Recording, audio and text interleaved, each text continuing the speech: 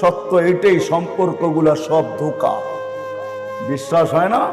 তাহলে চোখে আঙ্গুল দিয়ে দেখায় দিতেছি, 2020-এ আমাদের দেশে এরকম পাওয়া যাবে, সন্তান মা বাবাকে দাফন কাফন তো দূরের কথা, শেষ দেখা পর্যন্ত দেখে নাই। নাই আমাদের ঢাকা শহরে? নাম বলবো? নামও আমাদের কাছে আছে, বলতে পারি কিন্তু বলবো না, সমচীন না। মিডিয়া জানে এটা সত্য, মিডিয়াও আছে, সার্চ দিয়া দেখেন। সন্তান মা বাবাকে দুই নজরে দেখে পর্যন্ত নাই।